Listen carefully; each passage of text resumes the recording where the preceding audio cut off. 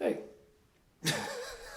Hey, I'm Sam. Welcome to Brickwall Pictures, and welcome to this year's macabre month of horror. This video is going to be a big retrospective review for the entire Scream movie franchise. That's the original Scream from 1996, Scream 2, Scream 3, Scream 4, and the fifth Scream that just came out earlier this year, which they, for some stupid reason, just called Scream. No number. It's not a remake. Nope, it's a direct sequel to Scream 4. And I guess it's supposed to be a reboot too, because I think there's more Scream movies coming out. How have we not collectively moved past this dumbass drop the number in the title thing? How does it make any sense to have the first movie in a series and the fifth movie in a series have the same title? It's like how the 2018 Halloween is just called Halloween, but it's a direct sequel to Halloween. Yeah, the fifth sequel to Scream is called Scream. And the fourth sequel to Final Destination is The Final Destination. But then they went and did a fifth one anyway, and they called that one Final Destination 5. Because that's not stupid and confusing at all. Give me a fucking break. And they even make a joke in the fifth Scream about how stupid it is to call the eighth Stab movie just Stab instead of Stab 8. Acknowledging that it sucks and is pointlessly confusing doesn't make it any better. In fact, it might even make it a little bit worse, because it means that you know you're pulling some bullshit and doing it anyway. How are you even trying to trick people with that? What is the point of tricking people? You think they're more likely to see it if they think it's a remake? I don't think that's true. Okay, we are way off the rails already. Let me rein it back in a little bit. I'm going to cover each movie in order. I will review each of them and look at how they fit into the broader series. Now, the nature of reviewing the sequels means that some spoilers will be necessary. So consider this your kind of general spoiler warning. Not spoiling everything in every movie, but just to cover our bases here. And I'll say up front, I don't have any nostalgia attached to the series. I like the first movie a lot, and I think it's rightfully hailed as a classic, but it's definitely not one of my favorites. If you saw my top 100 horror movies video, then you know that Scream didn't make the cut. It's not in my top 100. It's good, I like it, but I like a lot of horror movies. I'd seen the first Scream several times without ever watching any of the others. All of the sequels I just watched for the first time in a big marathon, so there's no nostalgia attached whatsoever. These are objective, fresh watches. And one last thing before we get started, you can check out my new horror novel, South of the Mason-Dixon, if you want to see my take on the horror genre. I'm throwing out plenty of criticism here, so it's only fair that I, put my money where my mouth is, so to speak. And check out my take on horror. You can pick yourself up a copy in paperback or on Kindle. Links are down in the description. So let's get started with the first movie, Scream. This is the only movie in the series that I think most people can agree is a bona fide horror classic. And for a long time, it was the only movie in the series I had seen. I had watched Scream several times over the years, and I just didn't bother with any of the sequels because, one, I didn't expect them to be particularly good, and two, I kind of just didn't care what happened to these characters afterwards. I wasn't that attached to them or anything. Now, obviously that changed, and I have subsequently gone on to watch the entire series. But it's worth noting that the first Scream works on its own as an entirely self-contained movie. It's not the kind of series starter that demands you watch its sequels in order to enjoy it. It's important to remember the context in which the first Scream came into existence. The slasher genre had long since gone through its heyday and suffered a protracted decline. For a time, it was a genre full of copycats, cheap cash-ins, and a blatant lack of originality or even effort for the most part. There was a notable exception every now and then, to be sure, but the slasher genre was long past its prime in the 90s. Then along came Scream, a horror flick that was a deconstruction of the slasher genre while also being the best entry in the slasher genre in many years. It's hard to both parody something and show them how it's done, but Scream pulled it off. It helped that Scream had the pedigree of Wes Craven behind it, one of the masters of horror. His own A Nightmare on Elm Street birthed one of the all-time great slasher villains, though Freddy Krueger himself is a pretty far cry from most of the genre's lumbering, silent brutes, and he's kind of in a lane of his own. It's worth noting that after the first Elm Street movie, Craven pretty much left the series to its own devices until coming back and wiping the slate clean with New Nightmare. But he stuck close to the Scream series, directing every movie except for the fifth entry, which was made after he passed away. Rest in peace, King. New Nightmare very much occupied a similar self-aware meta-commentary space as the Scream series, and I think you can look at New Nightmare as a bridge between the two. A lot of slasher movies coasted by on the kills and the gore and maybe an imposing, frightening villain. Scream has a little of that, I suppose, but those things are not what make it sing. The strengths of Scream really come from its self-awareness, deconstruction of slasher tropes, and its sense of humor. And a lot of that, if not all of it, comes from the film's screenwriter, Kevin Williamson. He's a guy who clearly knows the genre inside and out, and he was able to write a movie that homages and critiques in equal measure. The horror rules scene is a clear highlight of the movie. There are certain rules that one must abide by in order to successfully survive a horror movie. For instance, number 1, you can never have sex. Big no-no! Even if it is delivered by the often unbearable Jamie Kennedy. It's Kennedy's best role without a doubt, and he doesn't completely ruin the movie or anything like that, but I just cannot stand the guy. I think he's unfunny, an awful stand-up comedian, a horrible actor, and kind of just a piece of shit in real life, so yeah, my least favorite part of the movie to be sure. Even still, the character has some great lines and moments that work on the strengths of the writing in spite of Kennedy's performance. The rest of the cast is solid, plenty of memorable characters throughout. Something interesting that I noticed when marathoning the entire series is that none of the sequels ever contributed characters with any real staying power.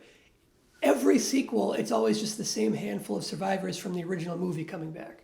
They're the only ones that return.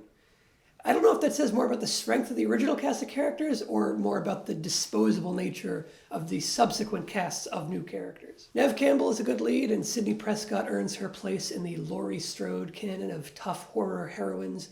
David Arquette and Courtney Cox are good as Dewey and Gale. I especially love Matthew Lillard in this first movie. That guy is such an underrated actor, and he always deserves more credit. The first Scream is a solid slasher classic at this point. It's clever and fun, has a solid plot twist, and it was a breath of fresh air for the time, which is quite impressive considering the revitalized wave of slashers that followed in its wake, many of which missed the self-aware aspect of the film, and they pretty much just went back to churning out more cliched slashers because they were in again. Like I said up top, I think it's very good, but I don't exactly love it or anything. I give it 4 stars out of 5. Scream 2. They really wasted no time at all cranking a sequel out. I think more time is actually supposed to have passed for the characters in the movie than the amount of time that passed in real life.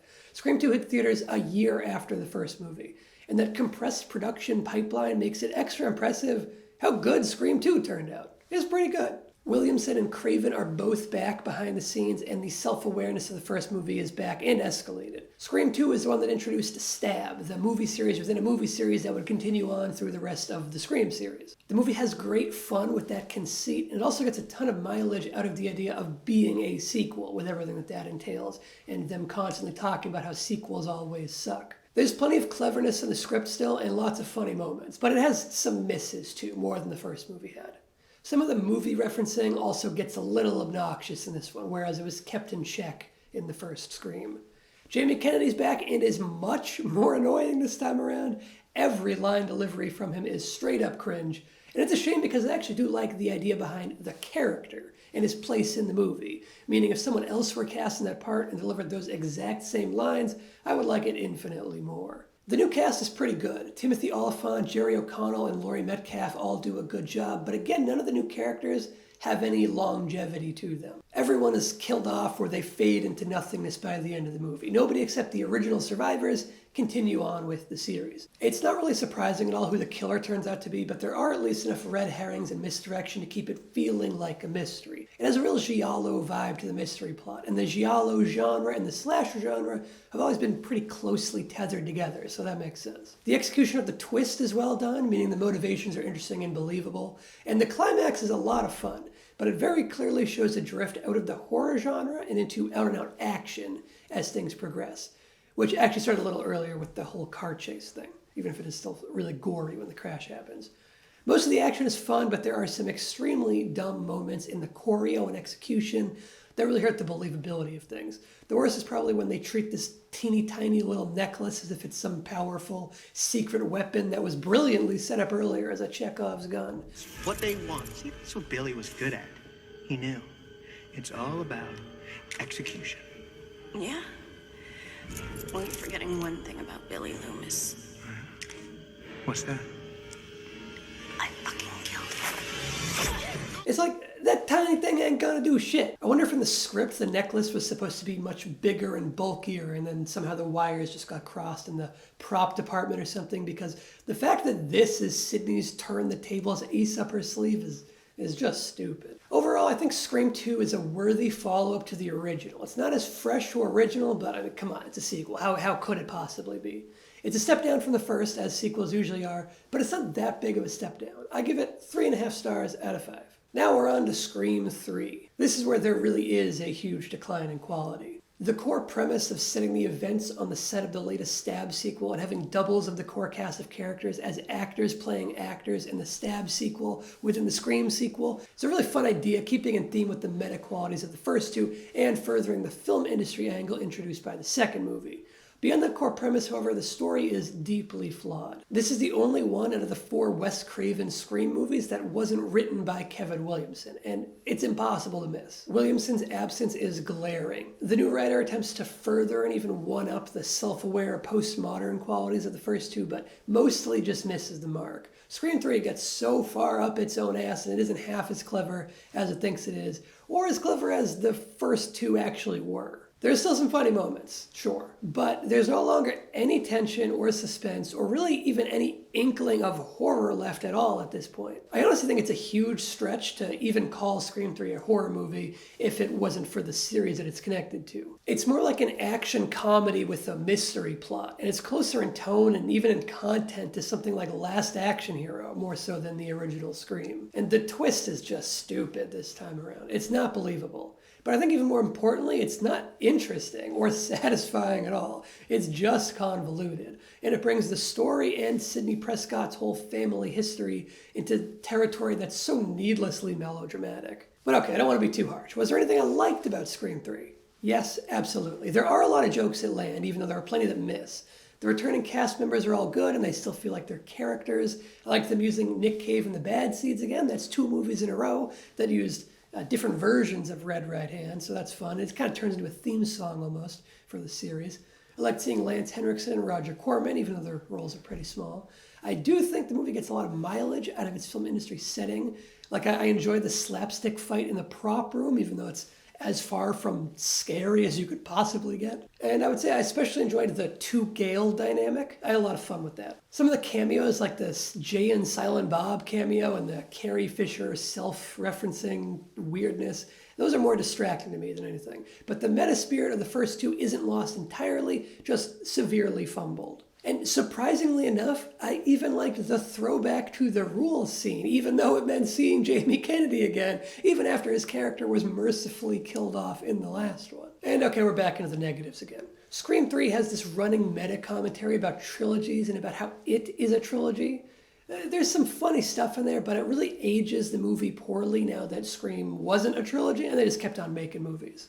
They also implied there was some grand plan for a trilogy from the beginning, but that's obviously bullshit. The voice changer that so much of the plot hinges on is so stupid. It's ridiculous and an unbelievable piece of tech that the movie expects you to just accept as reasonable, even though it makes no sense at all. The plot is full of implausibilities and faulty logic. Dewey recognizing that the background of Sidney's mom's pictures were taken on the studio backlot is so contrived the way it's executed. He just happened to be looking at a printed out photo of someone else in that exact same spot, taken from that exact same angle right beforehand for absolutely no reason. It's like, come on, try a little harder to justify something that ridiculous. And there's a ton of that kind of thing going on in Scream 3, which was never much of an issue in the previous two. The house explosion is another example. And the killer will give mercy to whoever. Shit. Whoever smells the.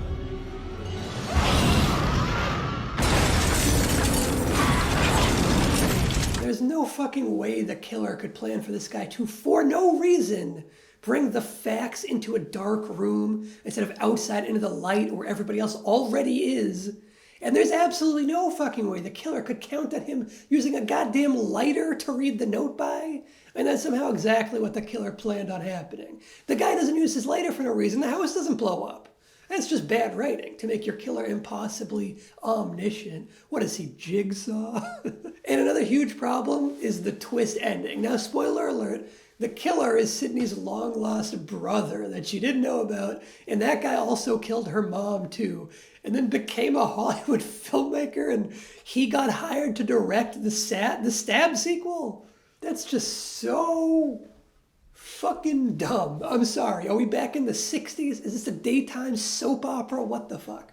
Missing relatives?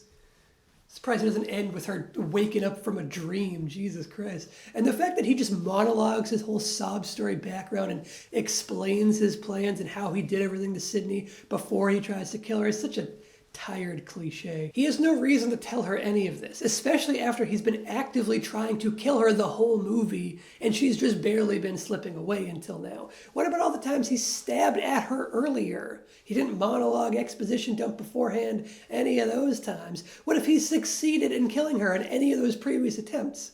Right? So why explain everything now at this arbitrary point near the end of the movie? To be fair, Scream 3 is far from being the only movie where this exact problem exists. I mean, hell, they even parodied it in The Incredibles. It's honestly such a cliche that it affects every single movie in the Scream series. They all end with the killers revealing themselves and then explaining their whole plans for no reason. So to be fair, it's a problem across the board for this series, but it's extra bad in Scream 3. And it kind of seems like something that the self-aware meta-ness of Scream would make fun of, but they don't really. So yeah, Scream 3, huge step down from the previous two. To be clear, I think it's deeply flawed and I would absolutely not call it good, but I don't hate it or anything. I do still find it quite entertaining. I laughed a fair bit, both with and at the movie, so I almost think it's still worth watching if you just go into it with the right expectations. I'll be generous and give it 2.5 out of 5, just barely out of the negatives. Even though more sequels did eventually follow, Scream 3 does feel like a conclusion on its own. It does feel like a trilogy capper to its credit, and the series went dormant for about a decade afterwards. But then Wes Craven came back one last time. Scream 4 was Wes Craven's last movie, and it was a pretty divisive one. I don't think it was super well received generally, but I like it. I like it quite a bit, actually. I had extremely low expectations going into this one, and I had a great time. It was good to see Wes Craven's career end on a better note than his penultimate film, that abysmal My Soul to Take, which is just like shockingly bad. Scream 4, in my eyes, was a return to form for Craven and a return to form for the series. I think it's leagues better than Scream 3, and maybe about on par with Scream 2, actually. I love the opening sequence of the movie. It's not just postmodern and self-aware at this point. Now we're going post-postmodern. And I will say, it's kept in check. It doesn't fly up its own ass like Scream 3 did. There is a welcome return to the cleverness of the series, and Kevin Williamson returning for the screenplay of the fourth movie helps keep things from getting out of hand, and it brings back that specific type of meta-humor and cleverness that the first two had, and then the third one tried and failed to replicate and failed to one-up. Williamson's return is very much welcomed. There's also someone who didn't return, and it's a good thing. No Jamie Kennedy at all this time around. Can I get a yeehaw? The rest of the original cast is back, and they slip right back into their characters. I would say I was especially impressed by Courtney Cox this time around in a way that I wasn't in any of the other movies. She gives a really committed performance, and she stands out in a good way. The new cast members are a little bit of a mixed bag, like Marley Shelton and Alison Brie are both good, but Trevor and the headset kid, they both suck ass. With the headset kid, I don't think it's really even in the actor's fault. I think it's the character himself. It's weird how big of a trope the nerdy tech guy thing is, specifically in horror sequels. And I really hated this cyber phase that the horror genre went through. I'm glad it didn't stick around. For a while, it seemed like every horror franchise needed to have its own cyber sequel, where the scary internet was the angle of that particular sequel. I don't know why they all did that. And this was far from being confined to just the franchises. There were so many bad cyber horror movies, and I could only think of one actually good one, and that's Kiyoshi Kurosawa's Pulse. Even the newer cyber horror movies that still come out for some reason, like Unfriended and shit like that, they all still suck. Let's not do that. Moving forward. Cyber horror, not a good idea. Let's skip it. Luckily, Scream 4 only has a little dash of the cyber horror stuff. It's not too dominant, and that's likely owing to it coming out in 2011 after the cyber horror craze had already died down. The delayed timing makes it weirder that they even bothered with this angle, but it also helps keep it on the rails, I think. Something I enjoyed about 4 more than any of the sequels is that it definitely gets a little more gruesome. There's a self-awareness to the gore about how it needs to be increased to keep up with the competition. But regardless of the reason, I say it's a welcome addition, especially after Scream 3, which felt extremely tame. That felt like it could be a PG movie almost. There are a few logic issues, but nothing as glaring as the examples from Scream 3. Honestly, the least believable part is that these two film club nerds would be this popular, would have this crazy rager party with a huge cheering audience. Film club nerds are not popular, all right? Trust me, I ran my school's film club. Anyway, I did love the little visual joke about Robert Rodriguez being the director of the Stab movie within a movie. He's a perfect choice for that. It's interesting that Scream 4 pretty much completely ignores the events of Scream 3. It doesn't necessarily make a point to override or denounce anything for Scream 3, but it completely glosses over the fact that Sydney's long-lost brother killed her mother and all those other people, and that she then killed him. They just shrug off that whole ordeal. That could have been a huge part of this one, her dealing with the aftermath of that, but I think it was smart to ignore it. I have to think that maybe Kevin Williamson not writing 3 and then coming back for 4 helps explain that omission. It's a good omission. I'll keep this discussion about the ending vague to avoid spoiling it, but again, pointless monologuing plagues the twist reveal. But the twist itself is one that I could see being a little divisive. Honestly, I find the twist a little divisive even just amongst myself. It divides me in half. On the one hand, it's a little dumb. Not as ridiculously stupid as the Scream 3 twist, but just like a little bit dumb. And then on the other hand, I really like how it's executed, and then the entire act that follows it up. So I think I mostly land on the positive side of enjoying the twist ending and all that it entails. I enjoyed Scream 4 way more than I expected to. 3.5 stars. It was a much better close to the series than Scream 3.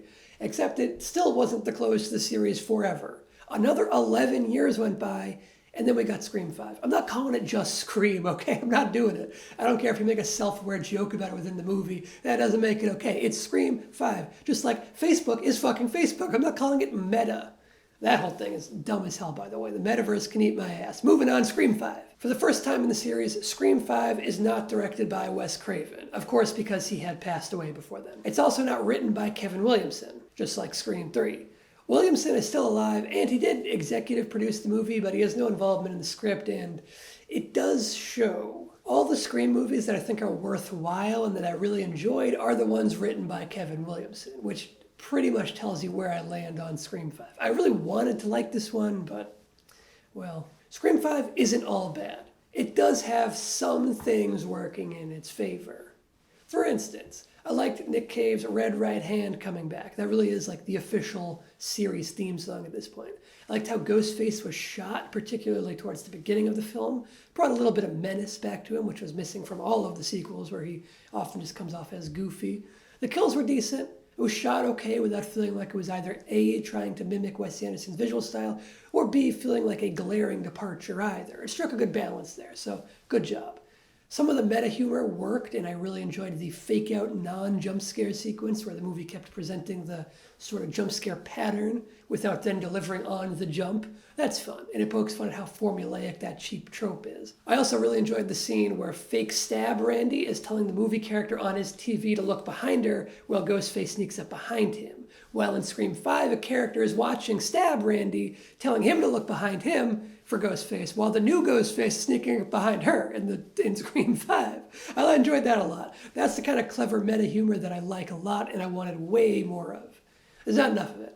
Well, it's not that there's not enough humor. It's that there's not enough humor that lands and is actually clever. There's plenty of humor that thinks it's clever and acts like it's clever. That's pretty much where the positives end for me, though. I appreciate that the horror movie references have been modernized, but the actual delivery of them is clunky as hell. Whenever the referencing or commentary stuff is happening, it stops feeling like there are any characters in the movie, because everyone just starts sounding like a mouthpiece for the writers. It's all too eloquent, like it doesn't feel natural in the slightest, and it's not based at all on the characters' voices. In keeping with the self-awareness of the series, this one calls itself out as a requel, which I've always called a reboot-quel, but yeah, I guess requel is more concise, so fair play there. But it's a similar case with like dropping the number from the title, where they act like acknowledging that they're doing something bad negates it being bad, and that's just not how it works. Going through all the same motions as all the other cash-grabby studio requels, but like winking as you do it, it doesn't make it okay. It makes me think that must be all the writers thought the first Scream was doing, that they were just rehashing the slasher tropes with a wink and a smile, but they forgot the subversion in Scream 5. They forgot that part. They didn't do anything clever with the self-awareness. It's self-aware while still doing all the issues. The returning original cast members are a big focal point for the movie, as they are in all the requels where they bring back legacy characters. And it acknowledges them as legacy characters passing on the torch,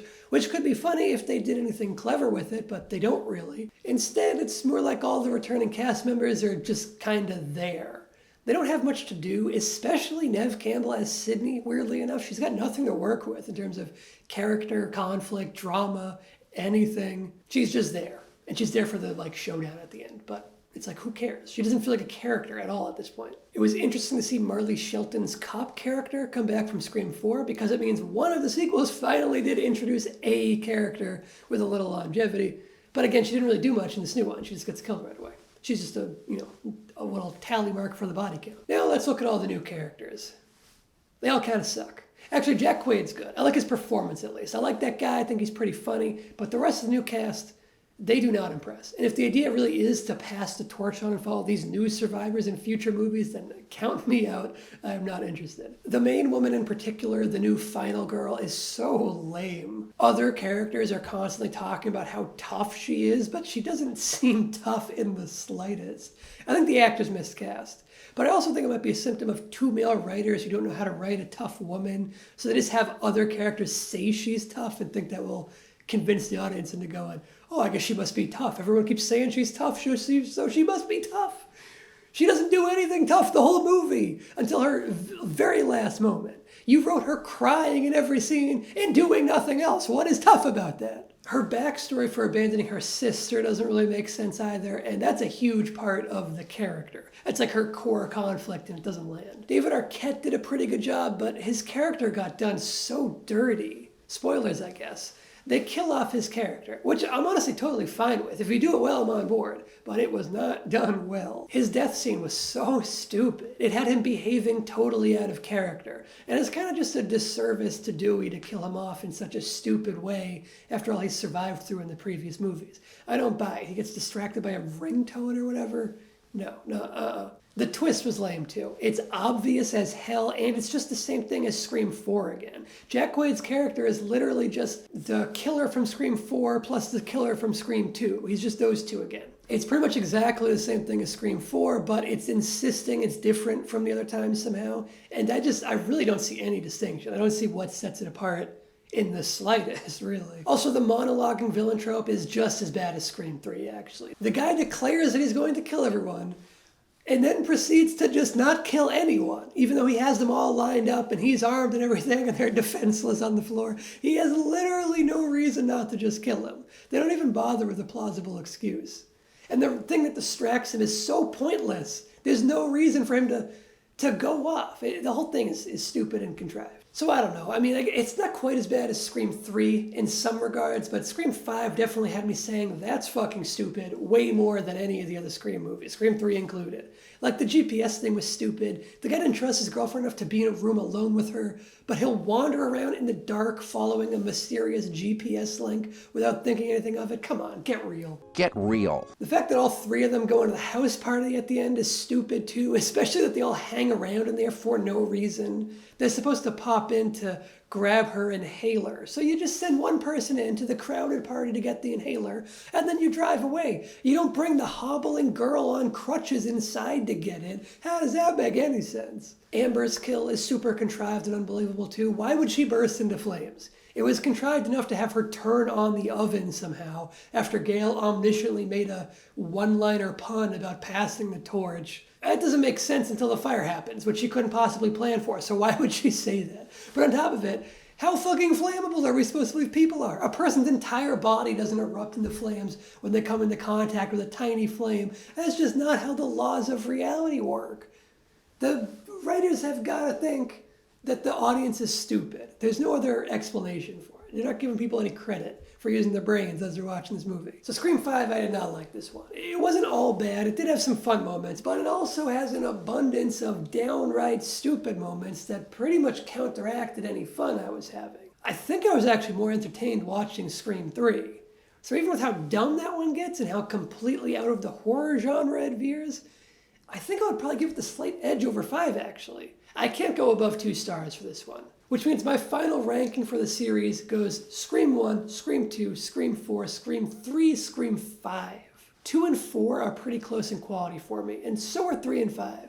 The first is obviously the best, but that's not surprising anyone. The ones I would recommend are Scream 1, 2, and 4. I say you can skip the other 2. Thanks for watching this big-ass review of the entire Scream series. I didn't talk about that TV show, I guess, but does anyone really care about that? And once again, you can pick yourself up a copy of my brand new horror novel, South of the Mason-Dixon, and you can subscribe right here to Brickwall Pictures for more horror content coming out all the rest of the month, and all kinds of other movie content the rest of the year. So long.